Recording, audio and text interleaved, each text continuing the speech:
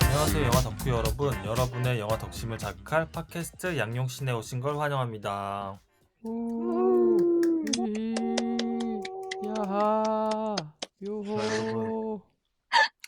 설날에 저희가 그 검은 수녀들 개봉을 맞이해가지고 오늘 가져온 영화는 엑소시스트입니다. 와. 듣자마자 이탈하겠어. 검은 수녀들 그 보셨어요? 아직 못 봤습니다. 저는 아직 못 봤는데 네. 용호님이 유일하게 봤잖아요. 네. 어떠셨나요, 검은 수녀들? 존나 재미없어요. 안 돼! 애교 언니 지켜. 제가 지인들한테 누누이 말하는 게 있는데 아마 여러분들한테도 한 번 말했을 거예요. 캐릭터들이 영화가 시작하니까 탄생한 사람들 같다. 전후 관계 없이 그냥 검은 수녀들이라는 작품을 위해서 태어난 캐릭터 같다. 칭찬이 아닙니다. 그 이 얘기는 이 캐릭터들이 되게 네. 현실에 진짜 있을 법한 사람들이 아니게 느껴졌다라는 얘기잖아요. 그것보다 캐릭터에 대한 진정성이 하나도 안 보여서 제가 보통 영화를 볼 때 맨 처음에 인물들 이름을 잘 기억하려고 애쓰는 편이거든요. 네. 그래서 배우 이름으로 안 부르고 작품 얘기할 때 인물 이름으로 얘기를 하려고 해요. 근데 영화 중반부에 이준욱하고 전여빈하고 송혜교 배우 이렇게 쓰리샷이 딱 나오는데 송혜교, 전여빈, 이진욱이 지금 여기 왜 있지? 이 생각이 문득 드는 거예요. 그 영화하고 확 떨어져서 갑자기 그냥 이 세 배우가 지금 여기 왜 있지? 이 생각이 드는 거예요. 그러니까 캐릭터들 간에 쌓아 올려지는 관계도 없고 뭐 개개인마다 캐릭터 설정도 너무 뜬금없고 떠 있고 그러니까 몰입이 안 됐습니다. 그래서 이렇게 좀 보장된 장르의 IP를 가지고 와서 이 정도밖에 못하나. 네, 정말 재미없었습니다. 제가 봤던 코멘트 중에는 이렇게 성의가 없다 그런 코멘트들이 좀 있더라고요. 영화가 성의가 없다 이런 코멘트가 있던데 어떻게 생각하세요? 성의가 없다. 아니 근데 칭찬할 만한 부분은 표현력에 있어서 좀 괜찮은 부분들이 있어요. 근데 이 뭐라고 해야 되나. 그냥 오래된 공장에서 찍어 누른 듯한 영화의 틀을 그대로 따라한 느낌? 너무 안전하게 찍었구나. 이미 보장된 어떤 재미의 기획 영화를 예상 가능하게 찍었구나. 근데 예상에서 많이 비껴가긴 하거든요. 근데 그게 양념으로 안 다가오는 거죠. 뭔가 좀 떠 있달까? 근데 이건 진짜 그냥 장르의 한계성 같기도 한 게 이런 오컬트 장르 영화 같은 경우는 연출에서 흠이 나면 그게 너무 잘 보여요. 나는 엑소시스트 보면서도 좀 느꼈거든요. 그러니까 이거는 어쨌거나 연출이 약했다 이 얘기인 거잖아요. 그쵸. 장르의 틀을 가져와서 그 안에서 지탱해주는 무언가, 연출자만의 무언가가 있어야 되는데 그게 잘 안 느껴졌고 티켓 파워로 승부를 보려고 하는데 그게 힘이 전달이 안 됐다.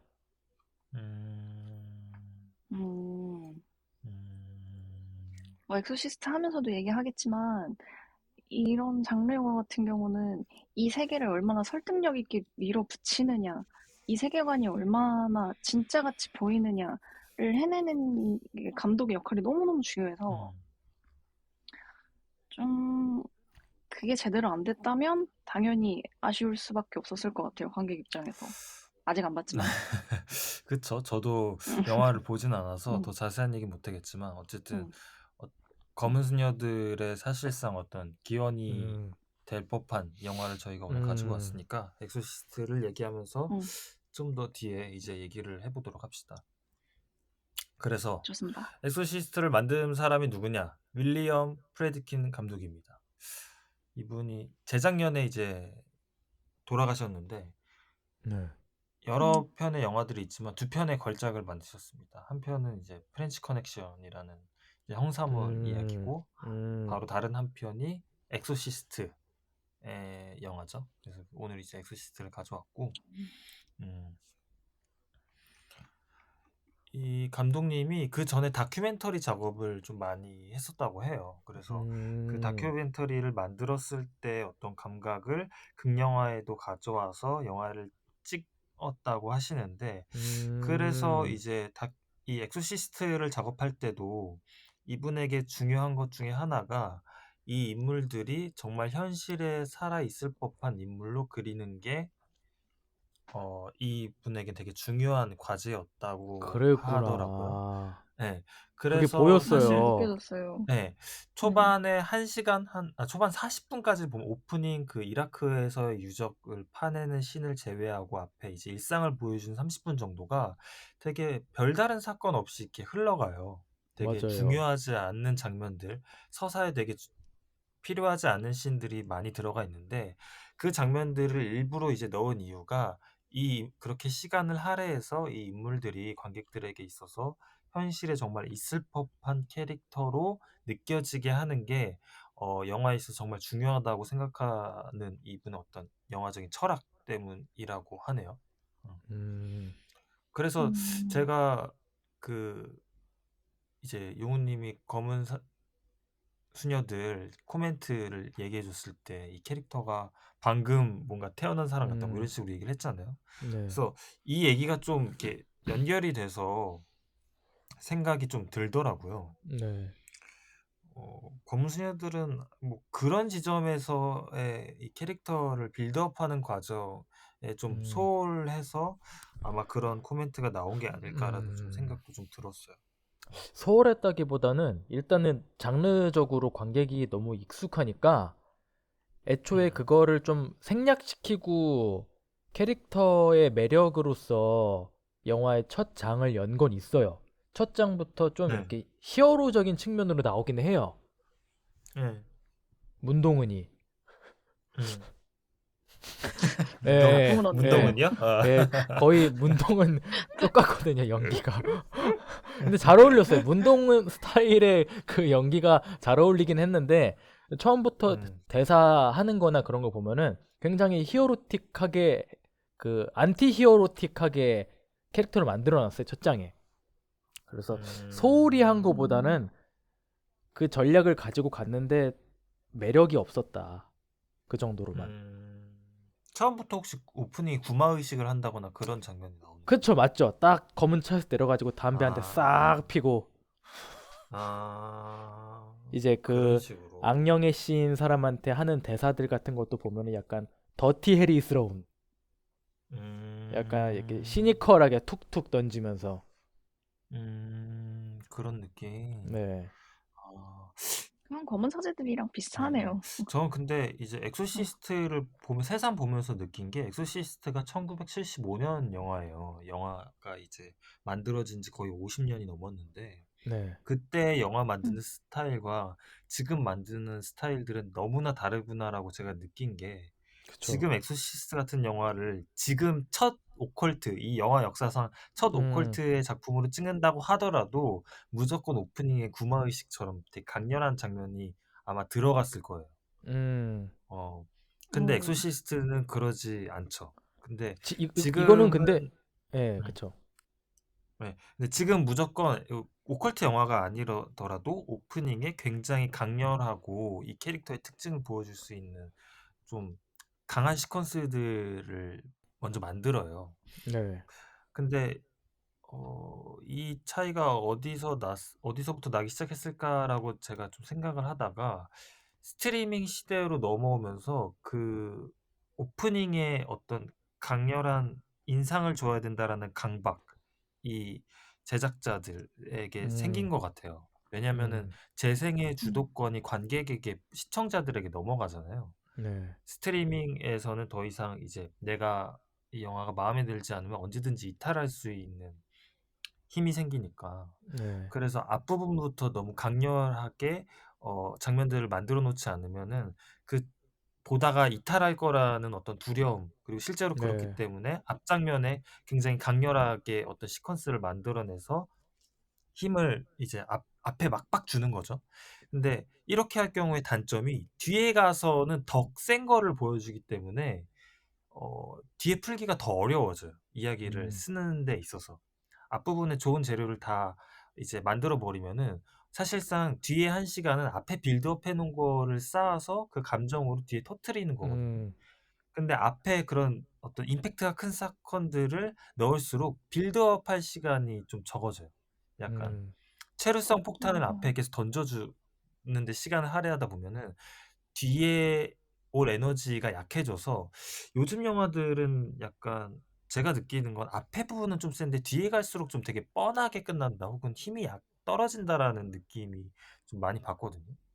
음, 그래서 새삼 맞아요. 엑소시스트를 보면서 좀 그런 걸 느끼긴 했어요. 엑소시스트는 앞에 한 시간까지는 굉장히 사건도 별로 없고 분위기로만 이야기를 끌고 가거든요. 음. 그래서 지금 그런 부분이 나왔으면은 지루해서 안 봐요, 사람들이 이거. 그러니까요. 그랬을 것 그리고 같아요. 오프닝 근데 장면도 어, 진짜 영화관에 헐레벌떡 들어간 사람이면은 다른 영화인 줄 알걸요? 마- 잘못 들어갔나 싶었을 것 같아요. 맞아요, 맞아요. 근데 이게 이렇게 보는 방식의 차이 때문에 그런 것 같기도 해요. 옛날에는 뒤에 부분을 광렬해서 인상을 확실하게 남기면 그게 입소문이 나서 극장에 가도록 만들었는데 지금은 완전 반대의 어떤 상황이 돼버렸으니까 음, 그런 차이가 또 만들어지지 않나라는 생각이 또 새삼 들었습니다. 음. 그래서 저희가 엑소시스트의 방금 얘기한 그 오프닝 시퀀스부터 차례대로 이제 얘기를 시작해 보도록 하겠습니다. 네. 그 오프닝 시작하고 나면 엑소시스트 그 불길한 음악과 함께 엑소시스트 타이틀이 뜨고 이라크에서 고대 유적을 발굴하는 한 고고학자이자 이후에 신부로 나오는 이제 메린이라는 사람이 유물을 발굴을 해요. 근데 그러다가 이제 악마의 어떤 조각상을 발견하게 되는 게 이 오프닝 이 10분간의 내용인데 이 장면에 대해서 이제 영화 감독이 인터뷰를 한 게 있어요. 에, 한 오, 2년 코로나 때 이제 부천 판타스틱 영화제에서 이분 초청해서 이제 상영을 하려고 했는데 아쉽게도 이제 코로나 때 무산되고 화상으로 인터뷰한 게 있어요 유튜브에. 음, 그래서 이 오프닝 씬에 대해서 이 감독님이 얘기한 게 있어요. 영화를 보셔서 알겠지만 전혀 이제 서사에 필요하지 않은 장면이잖아요. 음, 사실상 이 이라크에서 고대 유적을 발굴하고 악마의 상을 보고 어떤 대치하는 분위기만 이제 보여주고 넘어가는데 전혀 서사랑 무관한 장면이거든요. 근데 이 음, 장면을 제작사나 이 책 원작자, 원작의 출판사도 다 반대했다고요. 이거 빼자고. 음, 근데 감독만이 이거를 꼭 넣어야 된다라고 밀어붙였다고 하더라고요. 근데 그 이유가 이제 서사와 무관한 어떤 분위기를 조성하기 위해서 이 장면이 자기는 꼭 필요했다.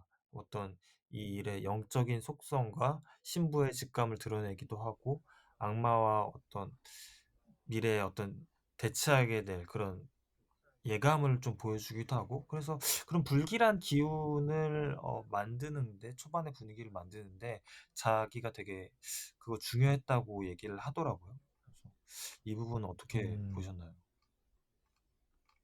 저는 완전 동의해요. 음, 왜냐면 이 엑소시스트 영화 자체가 아까 말씀하셨다시피 초반에 되게 일상적인 모습을 오래 보여주거든요. 네, 그래서 그 소녀에게 일어나는 기이한 일들이 어디서 기인했는지 도저히 관객은 갈피를 잡을 수가 없단 말이에요. 근데 그쵸. 앞에 저 오프닝 10분 때문에 어, 뭔가 관련이 있나? 음, 라는 의심을 계속 음, 가지면서 볼 수 있어서 좀 덜 헤맬 수 있었던 것 같아요. 음, 음.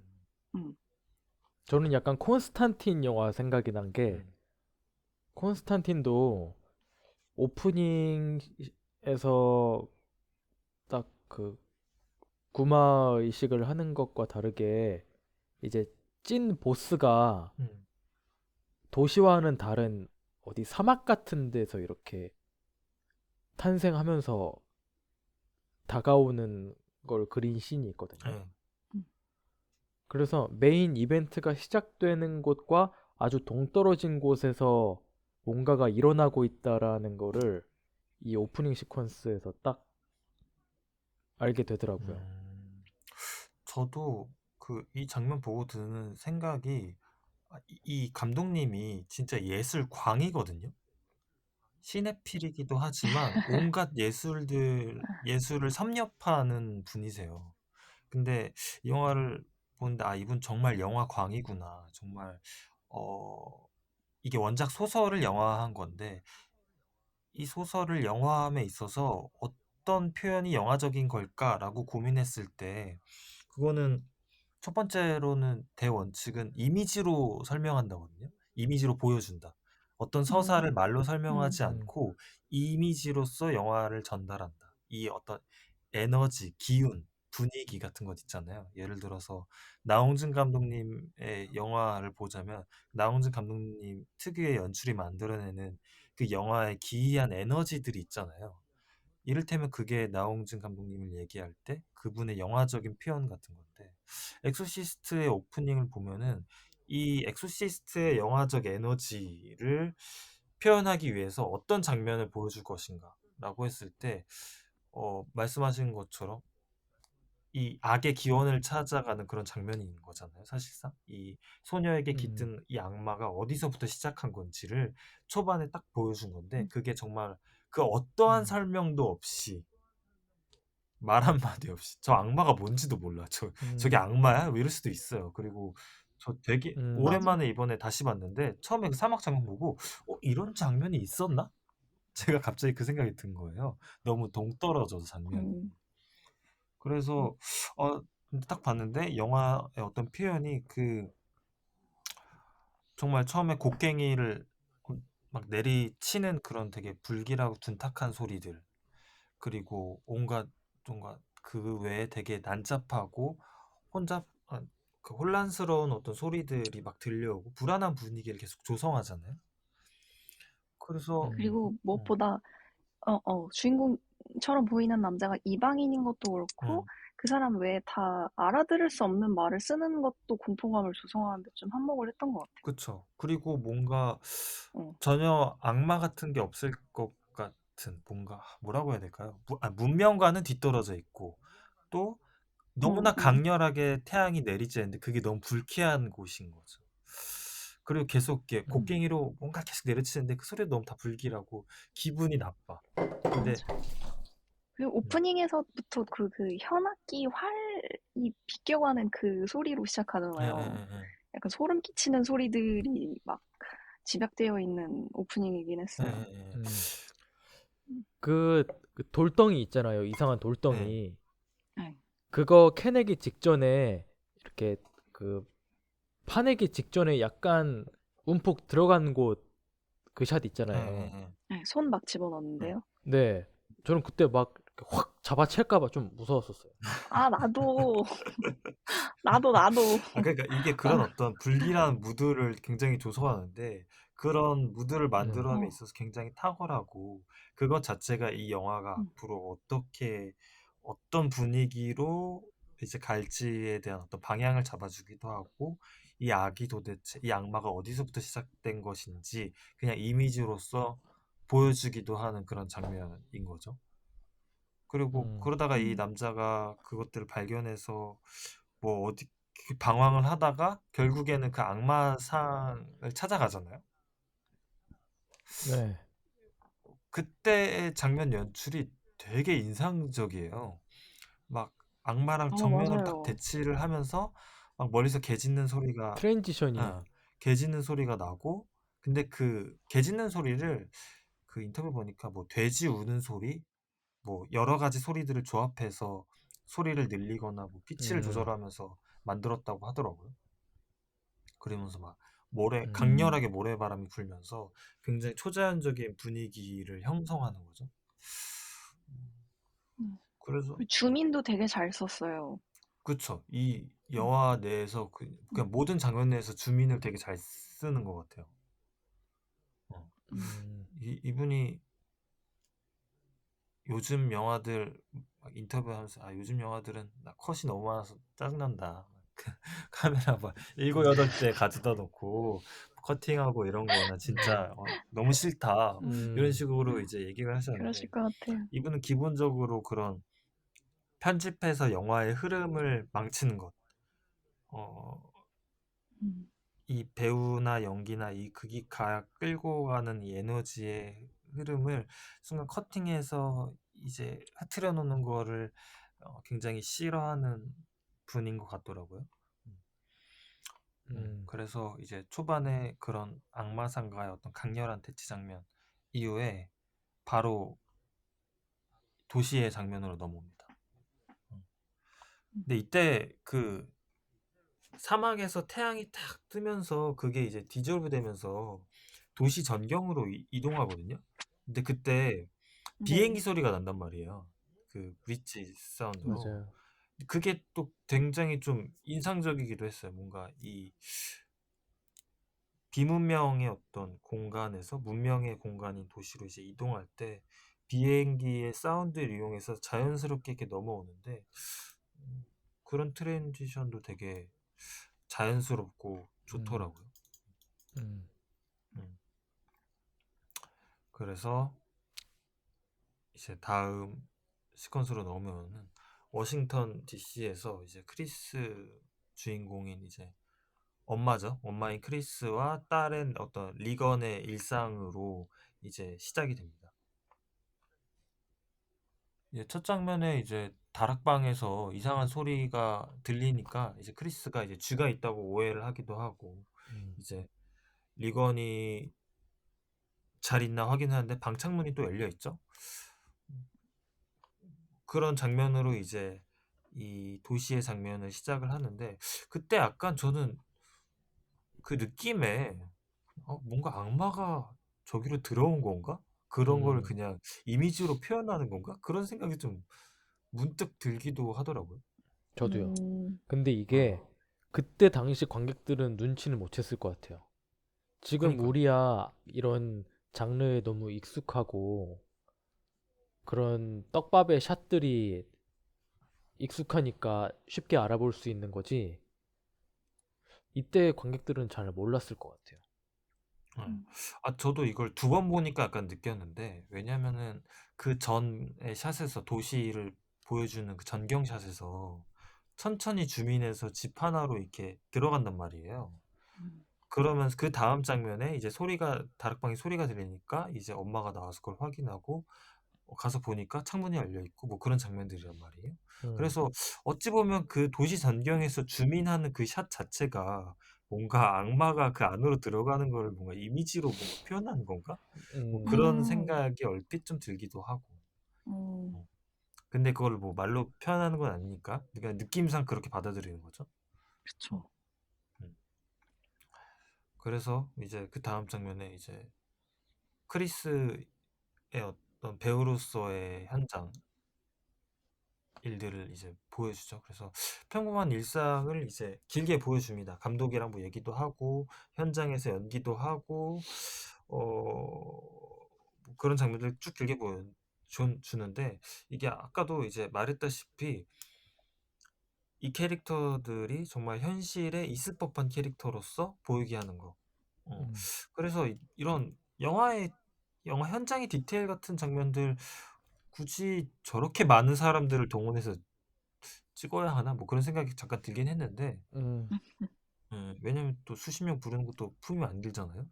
그쵸. 근데 그다지 뭐 근데 중요한 장면은 아니잖아요. 그 어, 장면이.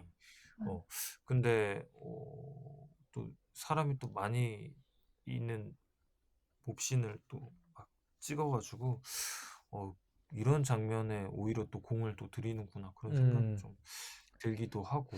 그 군중 속에서 등장하는 카라스 신부를 이렇게 대비시켜서 보여주려고 네. 욕심을 낸 것 같기도 해요. 연출자 개인적으로. 음, 그 카라스 신부가 군중 속에서 배우를 이제 현장 구경하잖아요. 그쵸, 이제 지나가는 길에 그냥 목만 예, 돌려서 쓱 가면서 예. 보는데, 맞아. 예. 근데 이 몹신 때문에 뭐 독자들은 아무튼 관객들은 이 영화를 좀 약간 정치적인 색이 녹여져 있는 음, 그런 비유가 들어가 있는 영화로 해석하는 경우도 있더라고요. 음. 그럴 것 같아요. 근데 그런 해석도 조금 흥미롭긴 했어요. 왜냐면 음, 그때 당시 미국의 정치 상황이 그러했기 때문에. 음. 맞아요. 그런 것에 대한 코멘트를 또 오컬트 장르로 녹여내서 얘기할 음. 수 있겠죠, 충분히. 음, 그래서 이제 신부가 그때 처음으로 등장을 하고 그 이후에 이제 크리스의 어떤 일상들, 뭐 집으로 다시 걸어가고, 뭐 이제 집으로 돌아와서 딸인 리건을 만나고 해서 이제 엄마한테 말을 사달라고 하면서 되게 음, 너무나 착한 어떤 딸의 모습들을 보여주잖아요. 부유층이고, 맞아. 엄마한테 말 사달라고 그러고. 그니까요. 어, 그래서 정말 천진난만한 어떤 딸의 모습을 이제 영화가 계속 보여주잖아요. 음, 음. 그리고 그 다음 장면이 이제 신부가 지하철에서 홀로 걸어가는 장면이 또 등장을 하는데 사실 이 장면도 영화의 서사상은 크게 필요하진 않는 장면이긴 하거든요. 음, 근데 이 영화에 되게 불길한 무드를 조성하는 데는 되게 큰 역할을 한단 말이에요. 네, 왜냐면 이 신부가 어떤 캐릭터이냐면은 믿음을 잃어버린 신부잖아요. 음, 신앙 혼란스러워하는, 가 믿음에 대해서 지금 되게 혼란스러워하는 신부인데 이때 네, 지하철에서 등장할 때 그 거지가 이 신부한테 돈을 달라고 하잖아요. 적선 근데 좀 해주세요. 그때 적선 좀 해달라. 근데 이때 보면 연출을 진짜 잘하는 게 지하철이 들어오는 그 소리와 그 지하철이 들어올 때에 전멸하는 그 불빛들이 이제 거지의 얼굴에 막 닿고 해서 그런 어떤 되게 불길한 화면을 무드를 연출을 조성을 해서 하죠. 별것도 아닌데 되게 끔찍한 분위기를 만들거든요. 음. 그래서 되게 놀라게 돼요. 이게 진짜 별거 아닌 장면인데 그 이제 거지 할아버지의 얼굴을 보고 되게 놀라게 된단 말이에요. 음. 그리고 그 당시 그때 들어오는 어떤 지하철의 사운드도 갑자기 소리가 높아져서 깜짝 놀라게 되기도 음, 하고. 근데 이게, 이 엑소시스트 네, 그 말씀하세요. 전신하고 비교해 보면은 네. 그 엄마가 있는 씬에서는 네. 배우잖아요. 네. 몹신이고 네. 강렬한 조명기도 세워져 있고 네. 가짜인 필드에서 완전 좀 대규모인 필드에서 카라스 신부로 넘어왔을 때는 그 전신과 비교해 보면은 조금 좁아요. 스케일적으로 보자면 두 네. 인물을 보자면은 네. 그리고 조명도 이게 뭐랄까 카라스 신부 씬을 보여줄 때 그 지하철 전멸등은 진짜 영화 속 현실처럼 보인달까? 네. 그 전씬에서는 영화 촬영을 위해서 쓰였던 음. 조명이 음. 이 카라스 씬에서 지하철 전명들과 좀 대비된달까? 그 음. 현실과 허구를 보여주는 데 있어서 차이를 준 것 같다는 생각을 하거든요. 음. 음. 음. 조금 더 그러니까 보태자면은 네. 네. 네. 그 엄마가 배우인 것도 그렇고 네. 그 카라스랑 나중에 형사랑 막 서로 당신 배우 누구 닮았느니 이런 얘기 하잖아요. 네. 네. 이런 영화라는 허구의 이야기를 영화 속에서 계속 하는 게 엑소시즘은 진짜로 일어나는 것처럼 보여주기 위해서 이렇게 대비되는 설정이 존재한달까? 그런 느낌을 좀 음, 받았어요. 그럴 수 있겠네요. 충분히. 음, 오히려 그 장치로 인해서 엑소시즘이라는 게 정말 현실에 와닿게 만들어 놓았다. 그런 얘기잖아요. 네. 음, 그래서 그게 두 음, 인물을 설명할 때 차이점으로도 쓰인 것 같다라는 의견이었습니다. 음, 전 좀, 충분히. 예, 예, 전좀 설득돼요. 왜냐면 전 이 영화 보는 내내 왜 저 여자의 직업이 배우여야 했을까가 조금 의문이었거든요. 방금 용용님 코멘트로 음, 조금 이해가 됐어요. 그러게요. 오케이. 음. 음, 어, 그래서 저는 이거 그 신부 지하철 이 장면 보면서 좀 느낀 게 엑소시스트가 사용하는 주된 어떤 스타일이 되게 어떤 충격적인 어떤 샷이나 사운드가 불현듯 약간 침입하는 느낌을 주거든요. 그러니까 맞아, 일상 속에서.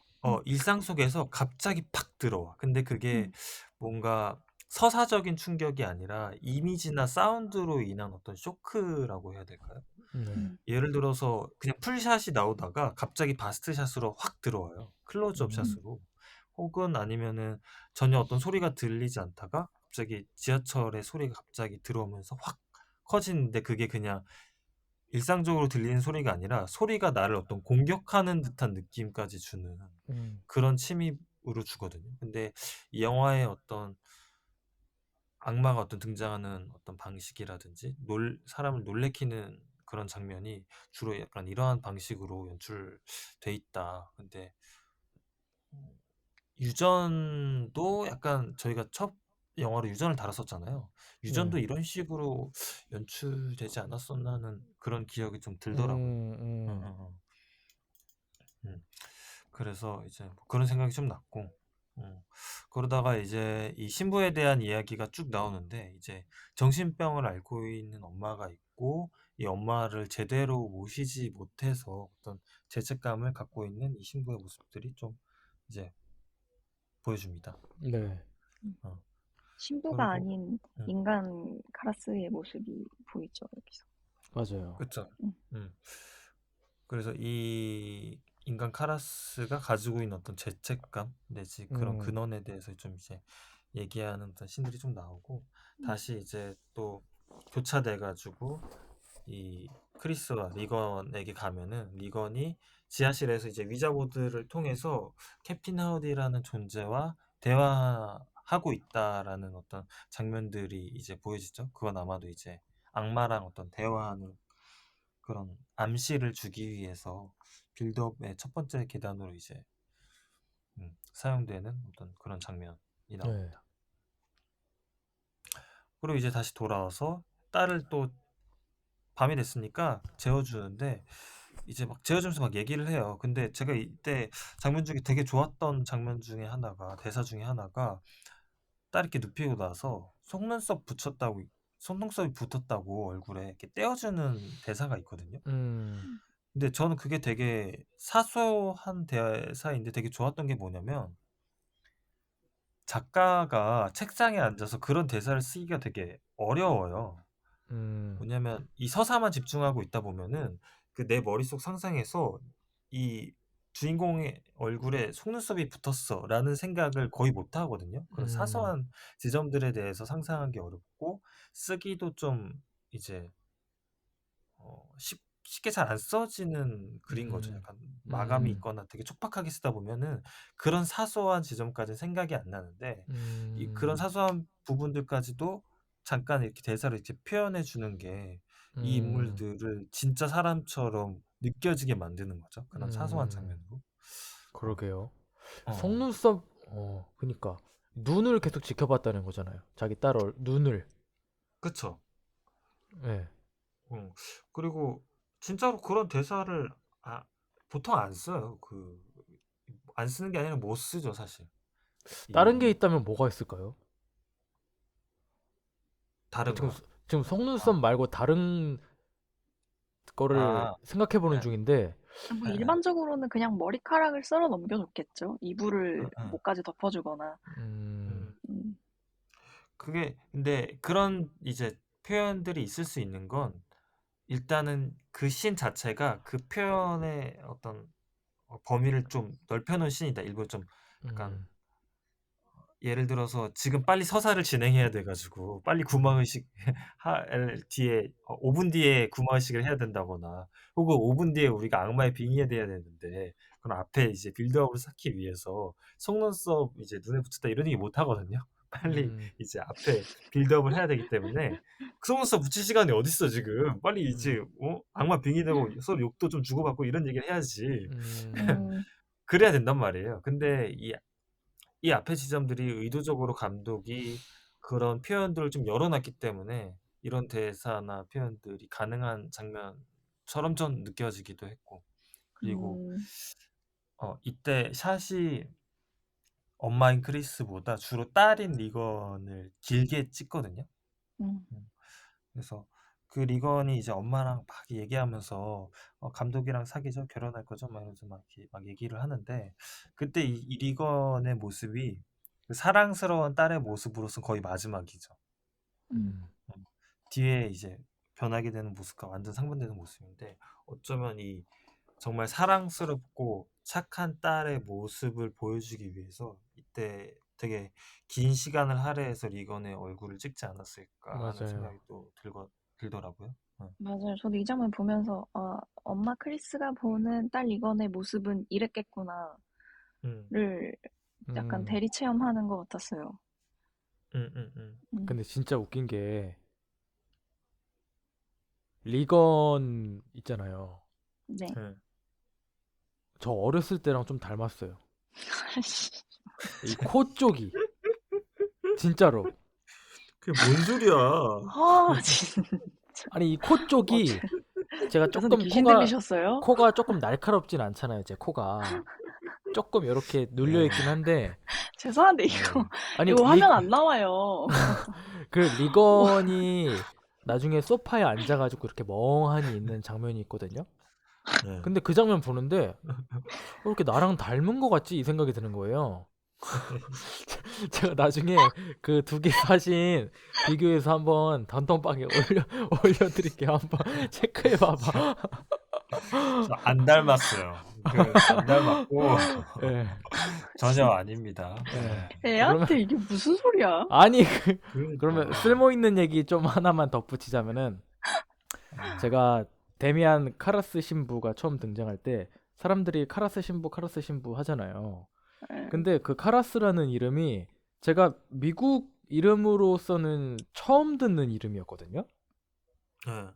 제가 카라스라는 단어를 들은 게 옛날에 중학생 때 일본 애니메이션 볼 때 그 카라스라는 다크 히어로물 애니메이션이 있었어요.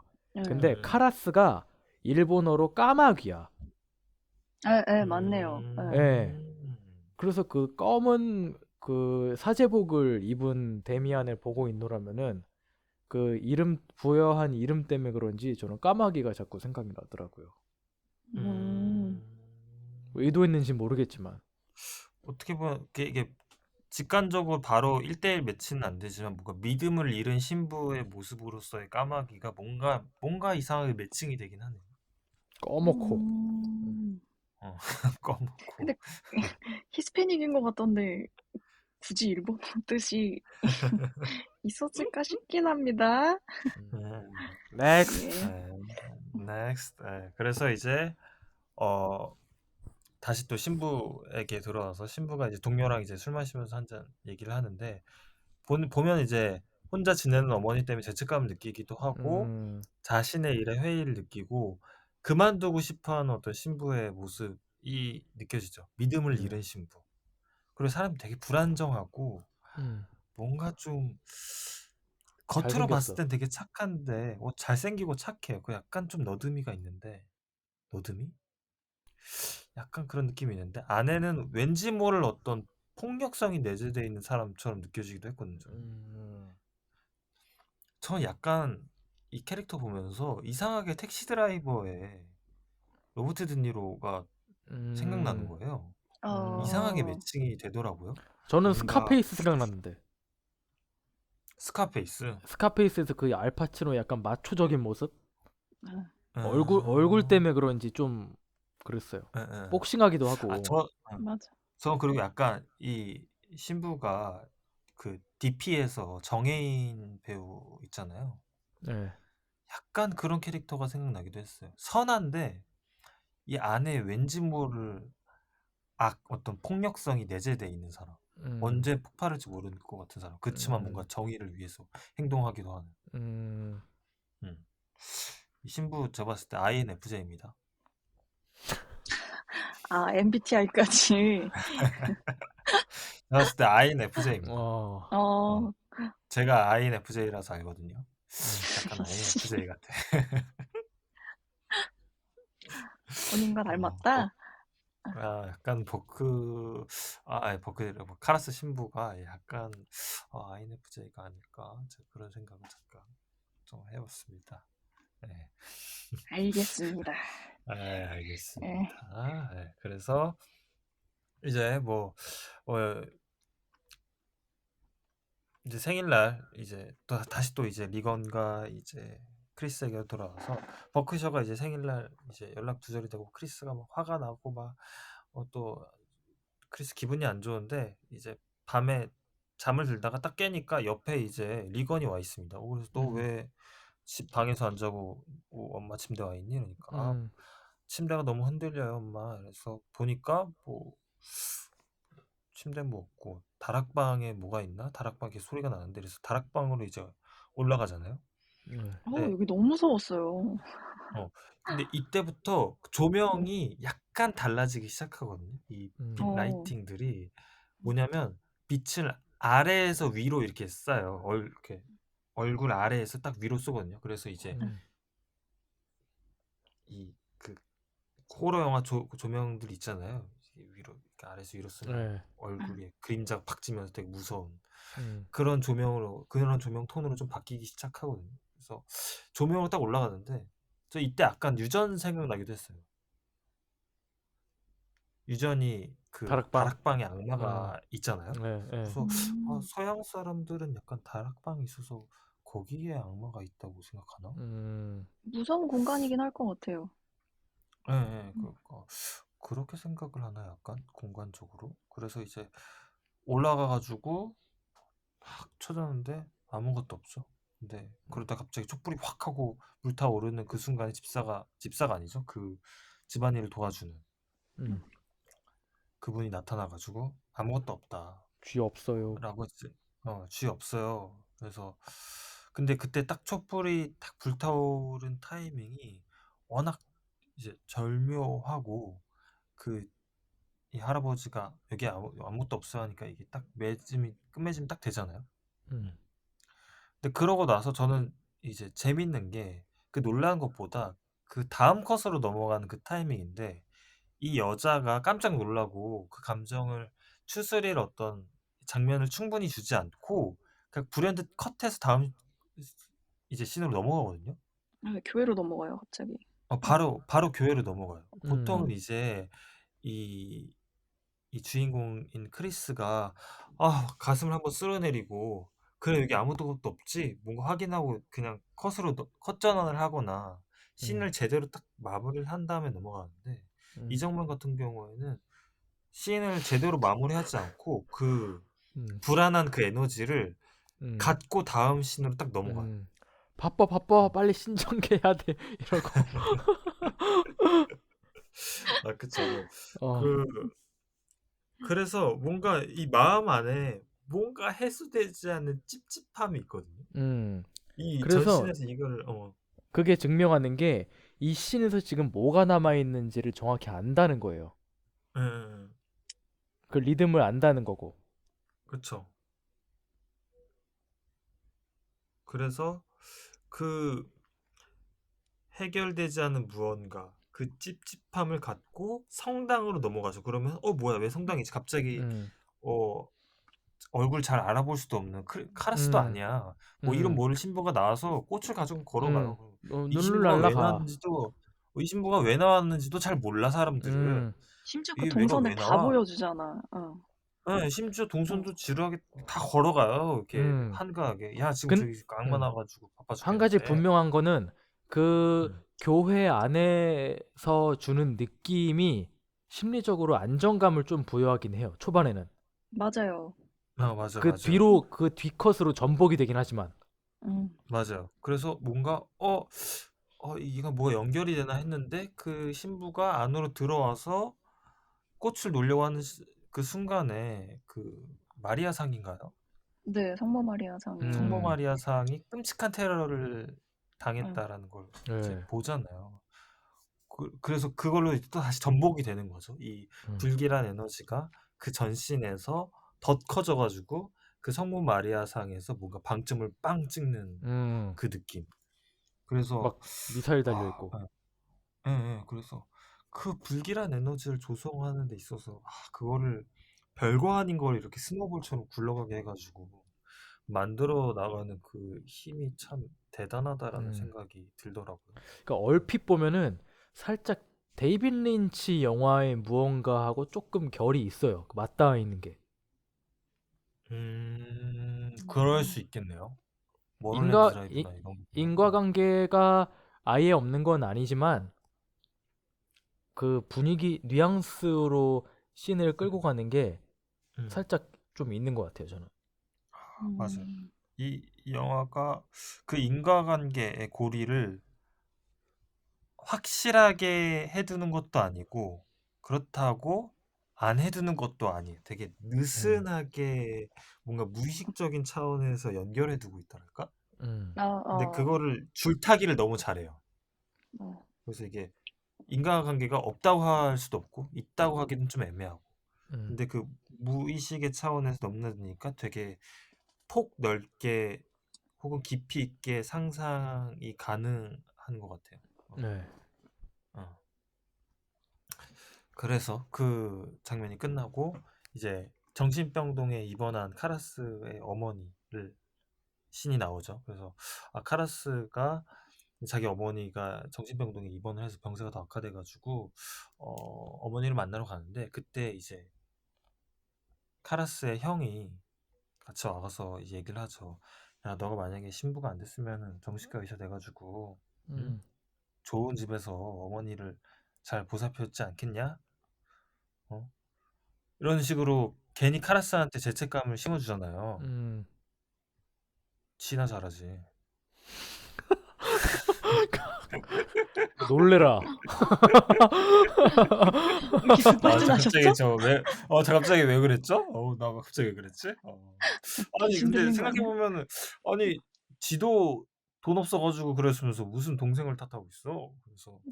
이제 카라스가, 어, 자기가 어머니를 모시고 싶긴 한데, 엄마가 이제, 티미 이러면서 막, 네.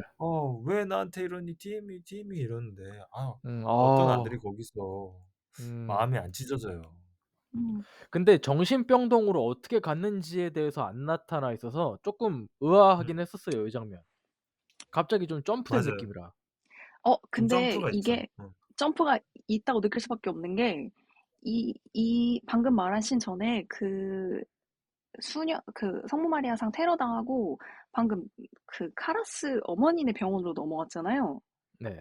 네. 저는 2000년도 감독판 버전을 봤는데, 그 사이에는, 그 감독판 버전에는 그 모녀가 병원에 가는 씬이 있어요. 그래서 아. 검사를 받는 첫 초진을 받는 장면이 있는데, 아. 여기서 리건이 문제 행동을 하고 이제 엄마인 크리스가 의사에게 얘가 대체 왜 이러냐라고 물었을 때 전두엽에 문제가 있다. 약간 이런 식으로 얘기를 해서, 그럼 정신과 진료를 받아야 할까요? 상담하는 내용에서 이제 카라스 신부네 어머니 병원으로 넘어가거든요. 전두엽은 음. 73년도 작에도 있었는데? 전두엽 문제 있다? 그게 그 순서가 순서가 다른가 봐요. 바뀌었구나. 그 아. 순서가 이건 좀 뒤에 나와요. 그러니까 계속 크리스 한 번, 카라스 한 번 이렇게 보여주는 전략으로 갔었었는데 어, 나중에 2000년대 감독판에서는 그게 한번 조금 순서를 꽈었구나. 그런가 보다. 2000년대는 그 부분이 좀 앞에 나왔네. 아, 아, 이거는 그게 좀 뒤에 나옵니다. 이 음. 저희가 본 70년도 그 원 오리지널. 오리지널 개봉 버전을 제작 보면은 작업 편집 그게 버전. 그쵸. 근데 아무튼 뭐 오케이. 이제 카라스가 아유 어머니 뭐 모실 돈은 없고 형편도 안 되고 이 시부 그만둬야 되나 해서 막 분풀이하면서 이제 막 복싱을 막 복싱을. 하잖아요. 복싱하는 장면이 네. 응. 잠깐 나오잖아요. 그때 보면은 이 사람 신부 맞나 이런 생각이 좀 들기도 음, 하고. 응. 음. 전투사제. 제가 느꼈던 부분들. 이 사람이 겉으론 되게 선한데 음, 안에는 왠지 모를 어떤 되게 위태위태하고 폭력적인 에너지를 갖고 있다. 그런 느낌? 음, 이런 장면에서 좀 만들어지는 것 같아요. 음.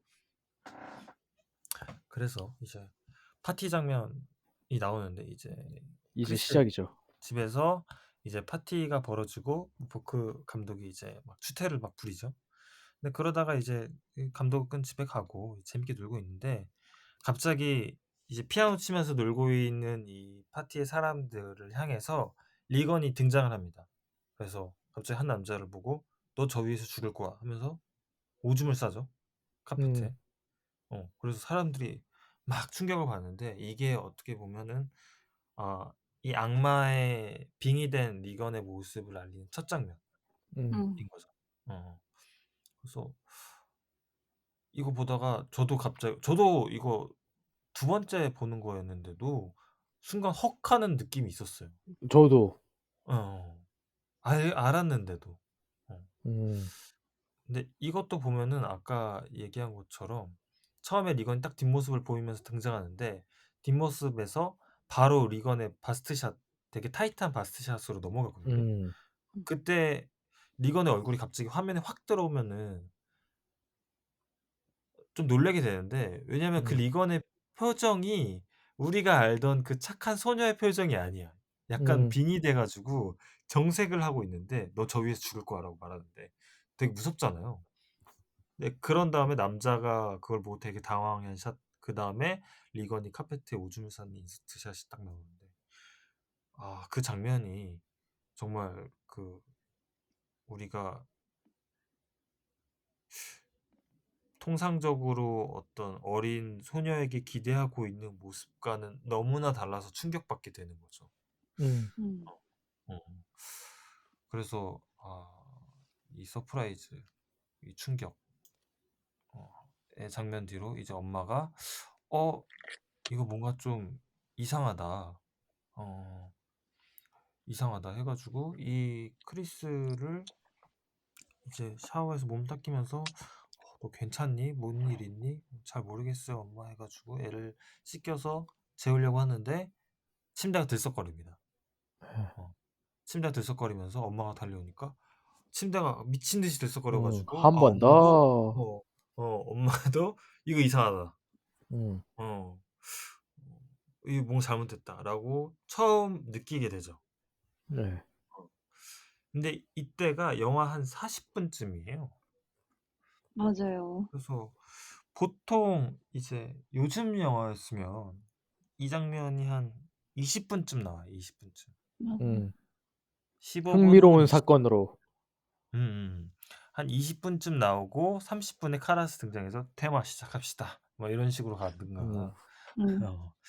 어, 해서 하는데 이 영화는 한 40분쯤 해야 악마가 제 모습을 드러내고 음, 어, 소설이 날뛰기 초현실적인. 시작합니다. 어, 음, 음.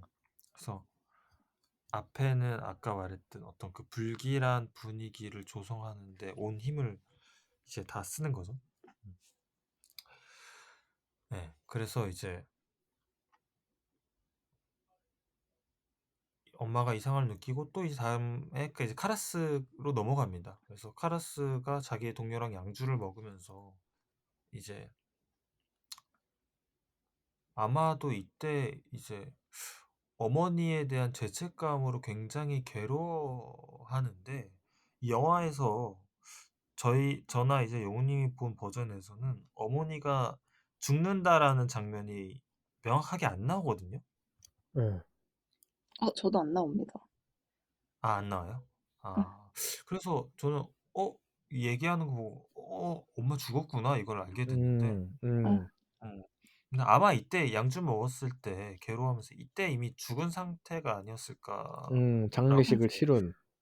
장례식을 치르고 난 다음에 그래서 저렇게 괴로워하고 있는 거 아닐까라는 생각이 좀 들더라고요. 뒤늦게 보니까. 음, 음, 음. 그래서 이제 카라스가 꿈을 꿉니다. 네. 그 꿈에서 어머니가 나오기도 하고 중간에 갑자기 악마의 모습이 스쳐 지나가기도 하고 이거 너무 그리고 무서웠어요. 그러니까 근데 그 악마가 그냥 한 5초 길게 나왔으면 좀 짜쳤을 것 같거든요. 어, 오히려. 근데 갑자기 브랜드 착 하고 지나가니까 너무 맞아. 음, 소름 끼쳐. 맞아. 한두 프레임밖에 안 약간 되는 것 같아. 말리피센트 닮은. 아, 맞아요. 어. 약간 그거 닮았는데? 저기 뭐지? 데스노트. 음, 아, 맞아요. 류크. 류크 닮았어요. 음. 근데 그 악마 모습이 정말 뭐랄까 그 신화 속에 나올 것 같은 악마 모습 아니에요? 뭔가 맞아요. 눈 크고, 신, 입 크고. 뭔가 신화 속에 나올 것 같은 전형적인 악마 모습인데 너무 끔찍하게 보기 싫은 그 모습. 음. 중간에 삽입되기도 하고 그리고 중간에 이제 오프닝 씬에 나왔던 그 고고학자이자 신부인 메간 신부가 이라크에서 봤던 장면들이 불현듯 스쳐 지나가기도 해요. 어, 맞아요. 어. 그러면서 이제 이 메간 신부 그리고 카라스 그리고 리건을 되게 무의식적인 상태에서 서로 연결하거든요. 아까 네. 말했듯이 뭔가 인과관계로 이들을 강력하게 묶어주지는 않지만 음, 뭐 이 희미한 단계에서 무의식적인 단계에서 이 무드나 분위기, 이 서사를 연결하는 거죠.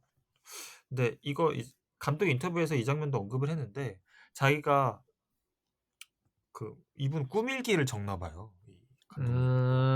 네, 음, 이라크 어, 장면을 찍으면서 꿈을 많이 꾸셨대.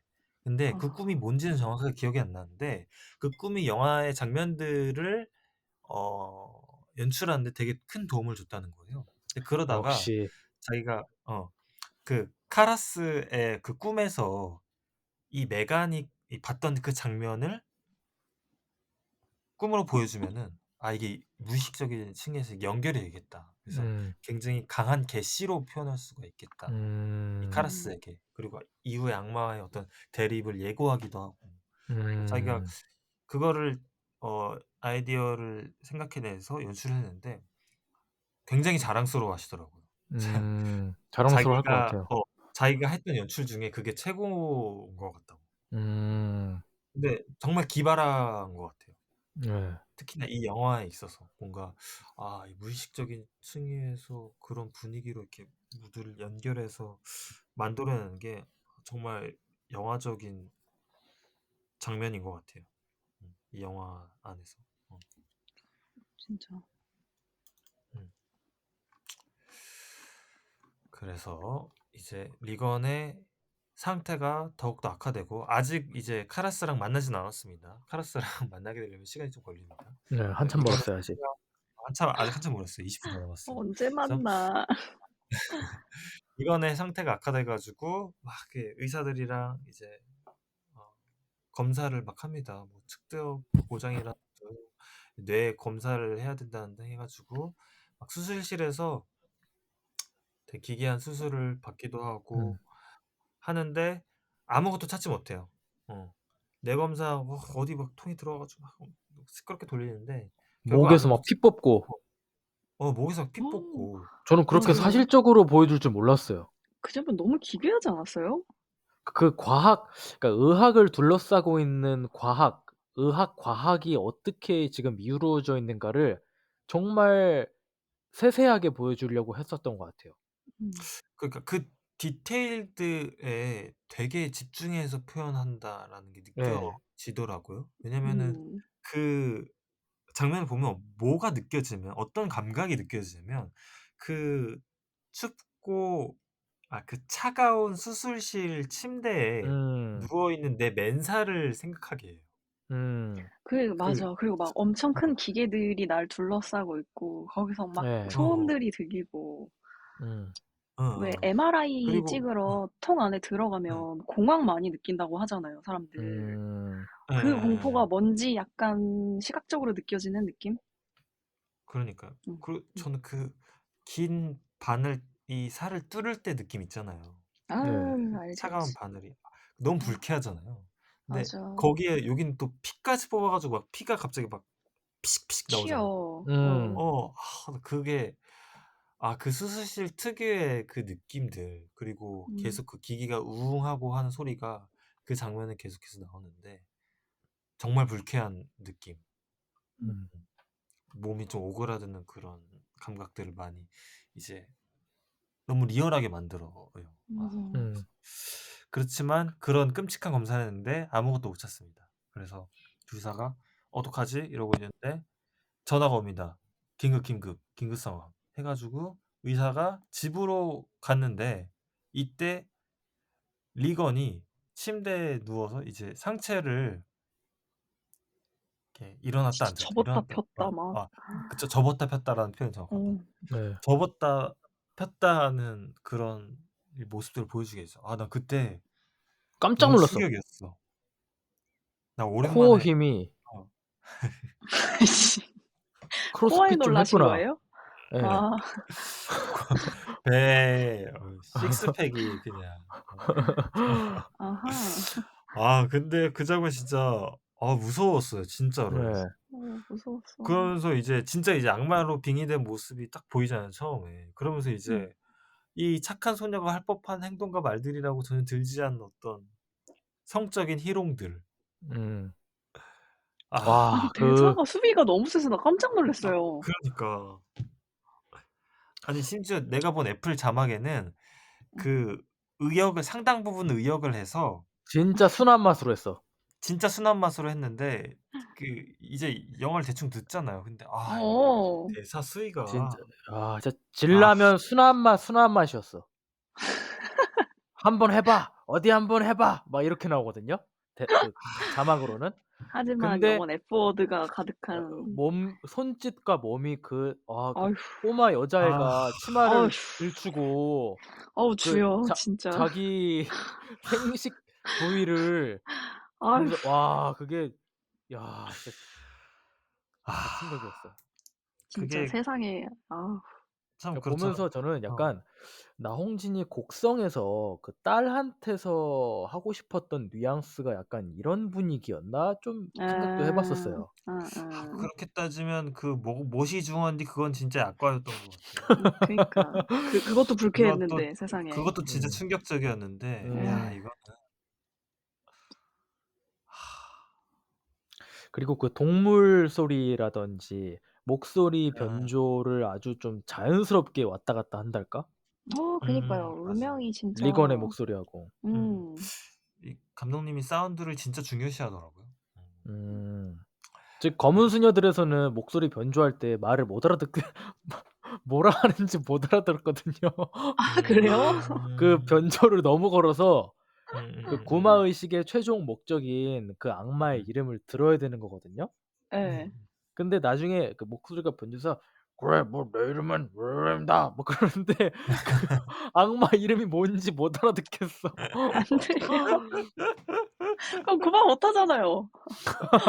그럼 못한 거 아니야? 에이씨, 스포 당했네.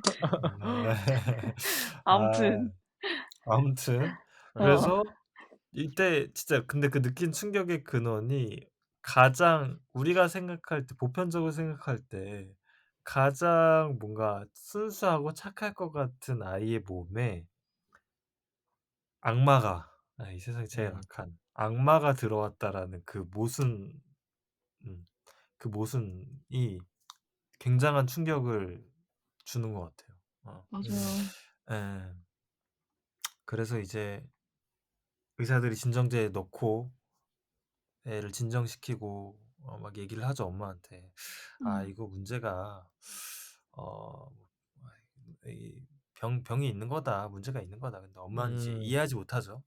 음, 당신들 지금 그게 음. 말이라고 하냐. 좀 이해할 수 있게 좀 말을 좀 해 봐라." 그래서 엑스레이 한번 더 해봅시다 했는데 음. 엑스레이를 와. 찍어도 음. 발견을 또 못하고. 네. 어. 근데 이 그래서 장면 그 엑스레이를 여러 장 찍어서 보여주는 부분 있잖아요.